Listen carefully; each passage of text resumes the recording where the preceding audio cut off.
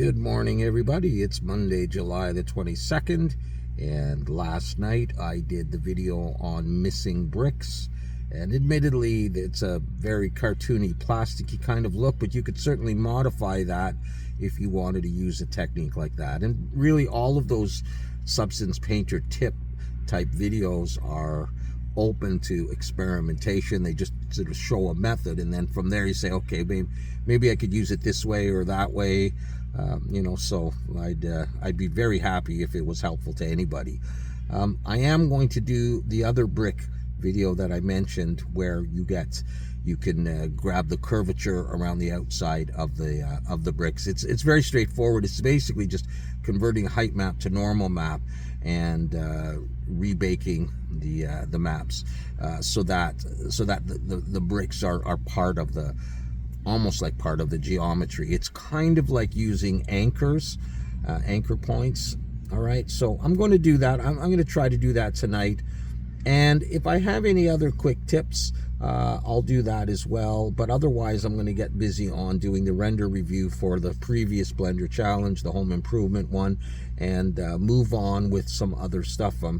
I'm interested in using some of the brick stuff that I've been showing you and will show you in another scene. So I'm starting to think again about dungeons, castles, brick corridors, caves, stuff like that. I've been watching some videos on the creation of textures,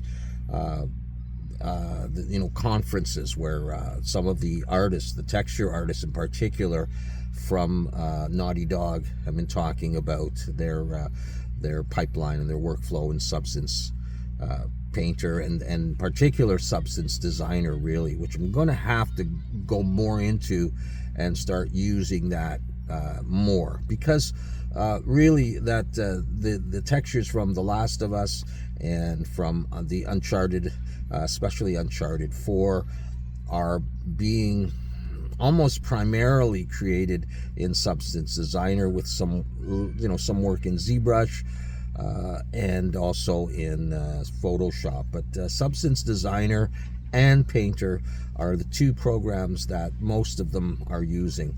And of course, they're using them at a very high level, and they get personalized training from Allegro Rhythmic. And us guys down here on the bottom of the food chain, we're just doing what we can. So yeah, I am going to be delving more into Substance Designer in the future, but I'm trying to limit it in a way to Substance Painter, so that because it's a little bit easier. It's painterly, obviously, and it's still a very powerful thing, and it might be more intuitive for people, including myself, to use that versus Designer, the node-based thing. But of course, if you're going into Unreal, it's node-based materials,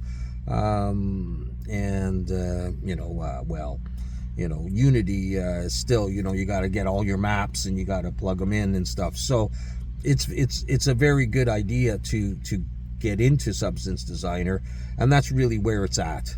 All right.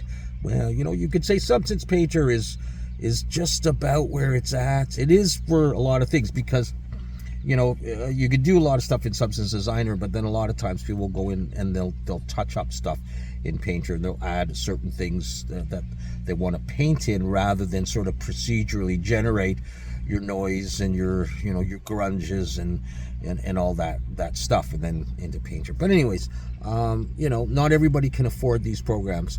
And just on that topic, this is why I have sort of stuck with an older version of Blender, because I've tried to often make my stuff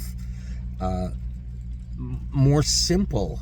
Instead of using the latest cutting edge stuff, I admit I've done some of that. I mean, I used to just texture only in Blender, and not very well.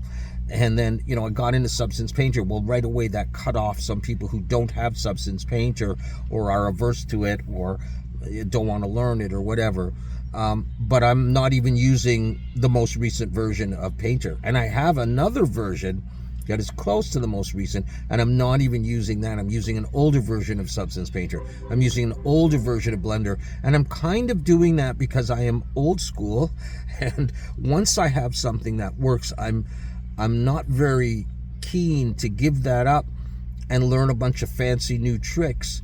I'm not even using, I mean, I have Box Cutter, and I think I have Hard Ops, and I have a number of other add-ons, including, of course, Bool Tool, which is in Blender, and I don't even use them. I try to use vanilla Blender as much as I can, and it does the job for me.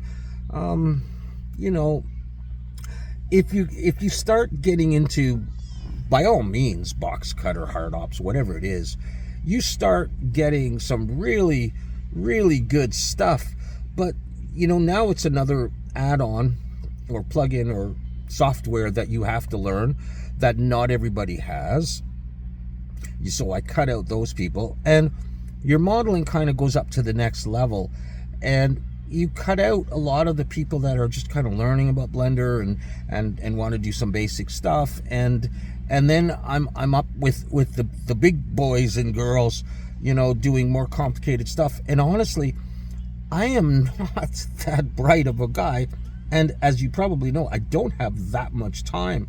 So I just stick with what works, and if I want to create a fuel tank or whatever, and there's complicated insets and stuff, I see if I can work around it and find a way to do it just in Blender, or maybe in alphas or normals, you know, in Substance Painter, and you know, trying not to involve all the other stuff. Of course, those are fantastic tools, and you should use them if you've got them, but that's just the way that I feel.